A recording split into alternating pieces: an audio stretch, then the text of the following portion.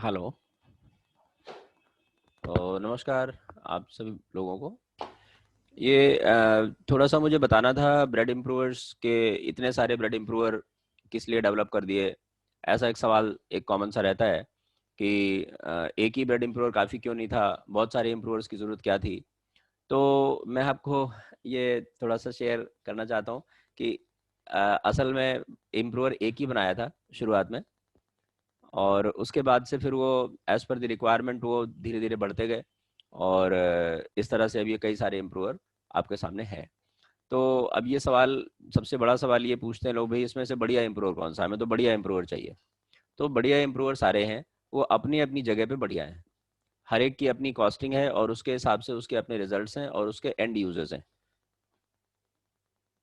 सबसे पहला जो इम्प्रूवर है वो हमारा ब्रेड स्पाइस एम है। ये सबसे सस्ता और बढ़िया इम्प्रूवर होता है, जनरल सा है, कहीं भी कोई भी इसको यूज़ करता है और इसके रिजल्ट्स भी सेटिस्फैक्ट्री हैं। कॉस्टिंग भी काफ़ी कम आती है इसकी। इसकी जो कॉस्टिंग है वो करीब करीब 20 रुपये पर बोरी आती है, मतलब कि 100 किलो की जो बोरी ऐसा मान के चलें, तो उसमें करीब करीब 20 रुपये पर बैग का इसमें खर्चा आता है। और उसके अकॉर्डिंग इसकी जो क्वालिटी है वो काफ़ी बढ़िया है। सभी तरह के इसको बेकर्स यूज़ कर पाते हैं। जैसे कोई बहुत छोटा बेकर है तो वो लोग ज़्यादा महंगा इम्प्रोवर यूज़ नहीं करते हैं, उनका लॉजिक अलग है। उनका लॉजिक ये है कि भाई हम तो घी भी डालते हैं, तेल भी डालते हैं, चीनी भी डालते हैं, तो हमें इम्प्रोवर की उतनी रिक्वायरमेंट नहीं है, और उनका लॉजिक वो सही है अपनी जगह। जब वो इतनी सारी चीज़ें डाल रहे हैं तो इम्प्रूवर का उतना रोल फिर वहाँ पे रहता नहीं है। इम्प्रूवर का रोल वहाँ पर है जहाँ पे कॉमर्शियल बेकिंग होती है, बल्क प्रोडक्शंस हैं, और वहाँ पे कॉस्टिंग का एक बहुत बड़ा फैक्टर होता है उनके लिए, क्योंकि उनको बल्क में उस तरह की कॉस्ट उनको मिल नहीं पाती है। एक छोटी बेकरी जिस 400 ग्राम की ब्रेड को वो 50 रुपए की बेचता है, 400 ग्राम की ब्रेड को 50 रुपए की, एक छोटी बेकरी 100 रुपए की भी बेचते हैं। छोटी बेकरी खुद ही बनाई और खुद ही अपने काउंटर पे, इस तरह का।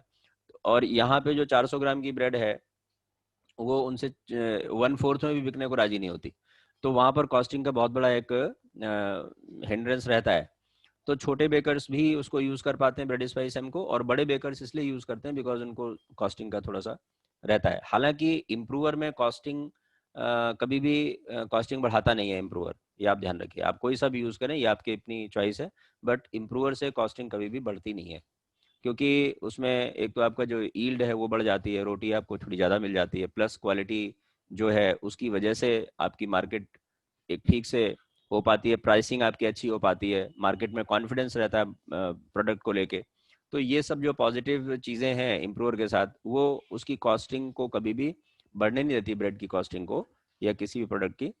तो ये कभी भी नहीं सोचना चाहिए इम्प्रूवर के क्या, मतलब ये इम्प्रूवर वो नहीं है, कैल्शियम प्रोपिनेट नहीं है ये आपका एसिड नहीं है, ये कोई और दूसरा केमिकल नहीं है जो आपकी कॉस्टिंग को तुरंत बढ़ा देता है या कर देता है। ये कॉस्टिंग जो आप इसमें, मतलब मोटा हिसाब ये है, इम्प्रूवर में आपने 1 रुपया खर्च किया है अगर, तो आपको 2 रुपए, 3 रुपए, 4 रुपए, 5 रुपए दे के जाता है। सीधा हिसाब ये है। ब्रेड स्पाइस एम के बाद फिर क्या हुआ कि ब्रेड स्पाइस एम हमने डेवलप किया था 1999 में। फिर मार्केट की रिक्वायरमेंट के हिसाब से वो 2002-3 के बीच में हाई वॉल्यूम का बहुत बड़ा फैशन चल पड़ा बाजार में। हाई वॉल्यूम ब्रेड बनानी, हाई वॉल्यूम सांचे बड़े हो गए और वो हाई वॉल्यूम की तरफ। तो फिर वो हाई वॉल्यूम इम्प्रूवर एक बनाना था, तो फिर वो ब्रेड स्पाइस आर बना। तो उसकी जो कॉस्टिंग है वो करीब करीब 60 रुपये पर बोरी आती है। लेकिन उसमें भी वही बात है कि आपको प्रोडक्ट अच्छा मिलता है, क्वालिटी बढ़िया मिलती है। और ब्रेड इम्प्रूवर का जो इम्पैक्ट है वो सिर्फ इस बात के तक नहीं है कि भाई ओवन से ब्रेड निकली, अच्छी निकल आई, तो बस काम हो गया, इतना नहीं है। ब्रेड इम्प्रूवर का जो रोल है वो वहां पर भी है जहाँ पे जनरली लोग समझ नहीं पाते हैं कि ये भी इम्प्रूवर का ही एक रोल है। जैसे कि रोटी मशीन में दब जाती है स्लाइसिंग के टाइम पर, वो भी इम्प्रूवर का रोल है।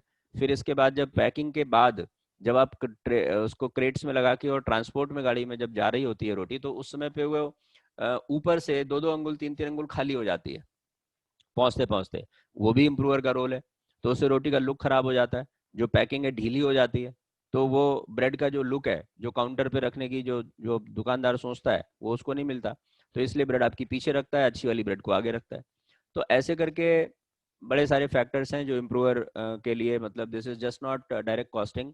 ये कुछ डायरेक्ट है, कुछ इनडायरेक्ट है, और कुछ उसमें जो प्रोडक्ट की जो एक जो एक मॉरल एवेल्युएशन है उस पर भी जाता है। तो ब्रेड स्पाइस आर सबसे ज़्यादा जो बेनिफिशियल है आर वो उसके लिए है जो बंस बना रहे हैं, पाव बना रहे हैं, रस्क बना रहे हैं, उनके लिए बहुत बेनिफिशियल है। क्योंकि ये जो बंस पाव और रस ये बंस और पाव जो हैं ये डजन के हिसाब से बिकते हैं।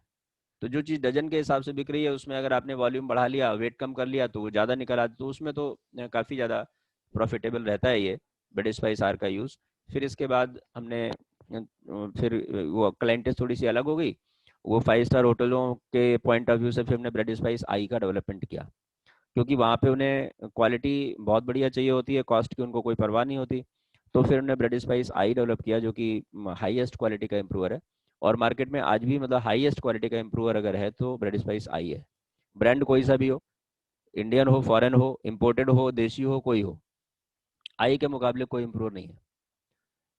आई की जो कॉस्टिंग है वो हालांकि काफ़ी ज़्यादा आती है, तो लेकिन वो कॉस्टिंग से ज़्यादा तुरंत आपको वापस भी कर देता है। देखो मैं आपको बता देता हूँ, आई की जो कॉस्टिंग है वो तकरीबन 150 रुपये से लेके और 200 रुपये पर बोरी की आती है। बहुत ज़्यादा कॉस्टिंग है।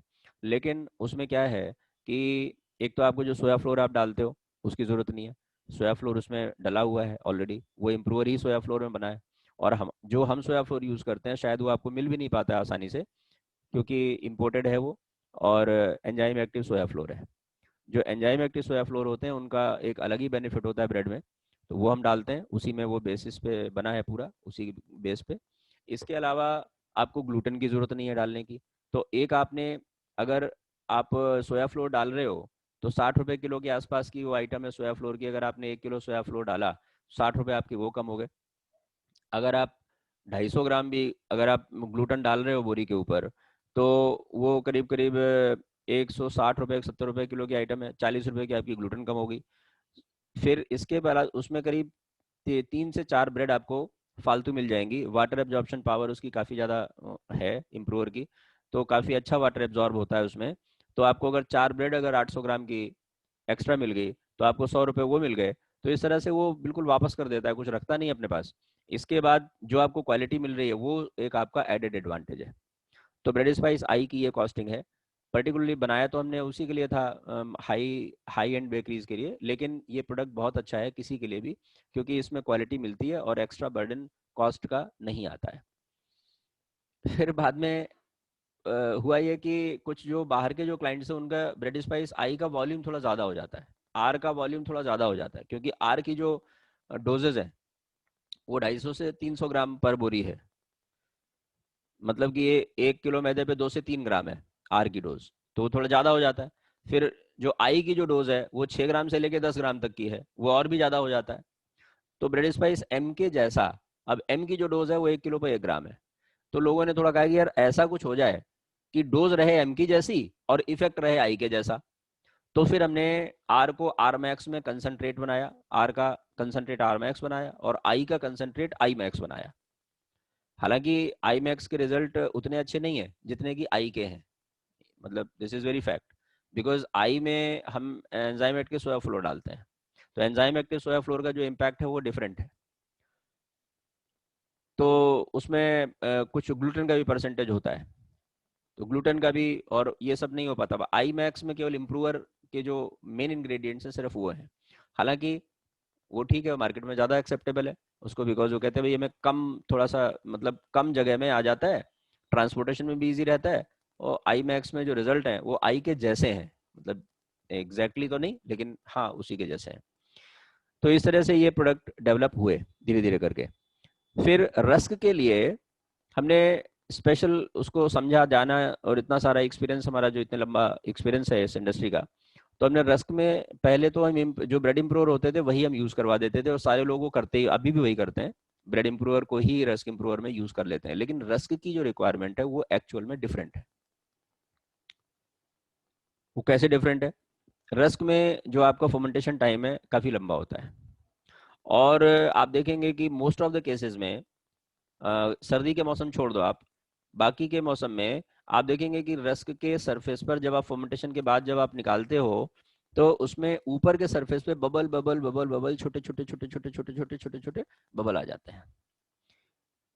इसकी वजह से अब क्या हुआ कि एक तो ओवन में आपका जंप बहुत कम आएगा, या तो आएगा ही नहीं है तो बहुत कम आएगा, तो वैसे ही बेक होके निकल आया।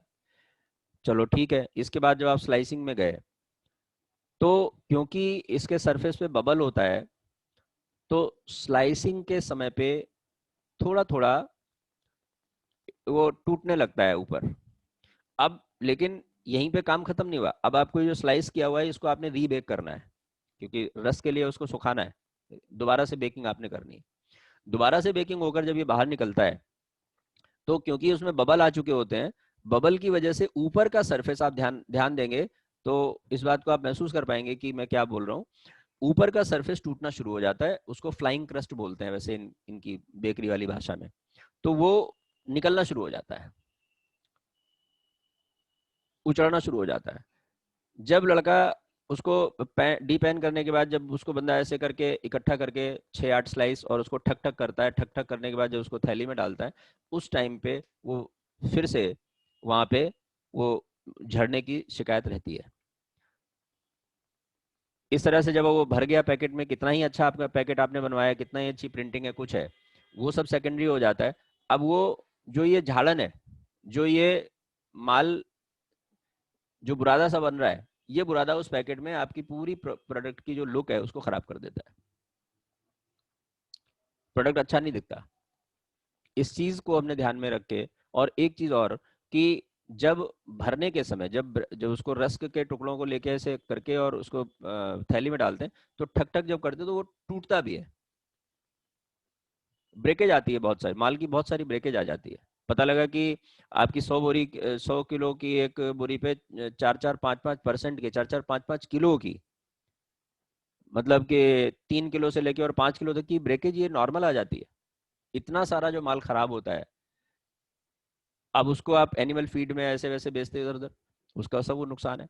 तो ये रस्क इम्प्रूवर ऐसे डेवलप किया फिर कि एक तो ये ऊपर ये बबल नहीं आए, ये ये उछड़े नहीं, ऊपर से जो सरफेस है उसका, ऊपर का जो कवर है वो उचड़ ना जाए, वो ना निकले, एक तो बुरादा ना बने, और दूसरी बात ये कि भरते समय स्लाइस टूटे नहीं।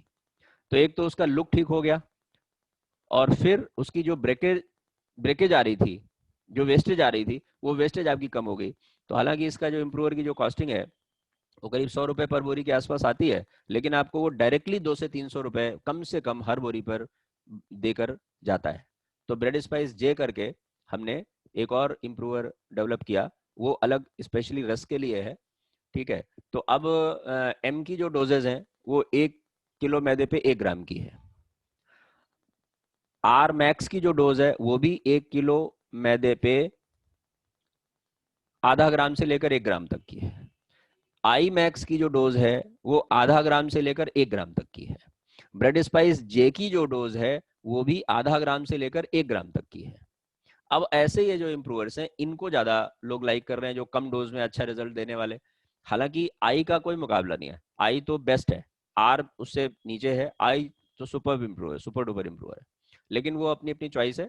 तो ये थोड़ा सा हमने इंट्रोडक्शन दिया ये बताने के लिए कि कौन सा इम्प्रूवर किस लिए डेवलप किया गया है और उसका एंड एप्लीकेशन क्या है। मतलब उसको आप सही से आप चॉइस कर पाए अपनी। और इसके अलावा अगर आपको कभी लगता है कोई और चीज़ है तो आप हमें से कांटेक्ट भी कर सकते हैं। ठीक है, हम तो फ्री में अवेलेबल है आपके लिए, कोई ऐसी बात है ही नहीं कभी भी। तो और अपने जो प्रोडक्ट्स होते हैं जो खुद के डेवलप किए होते हैं उनके बारे में बोलना भी बड़ा अच्छा लगता है। हमेशा कोशिश होती है भाई अच्छे से अच्छा प्रोडक्ट बने, अच्छे से अच्छी सर्विस हम आपके पास लेकर जाएं, जिसमें आपका भी सेटिस्फेक्शन आए, एप्रिसिएशन मिले। तो मतलब हमेशा के लिए हम हैं, प्रोडक्ट हैं सारे, और जो भी आपकी कंसल्टेशन आपको चाहिए, जो भी रिक्वायरमेंट है वो हम आपके साथ शेयर कर सकते हैं। ठीक है, तो ये छोटा सा इंट्रोडक्शन था इम्प्रूवर्स का। और आप सभी को नमस्ते। आपकी ब्रेड बढ़िया बने, रस्क बढ़िया बने, व्यापार अच्छा चले, तो यही शुभकामनाएं सबको। और दिस इज ऑल अबाउट, सो नमस्ते।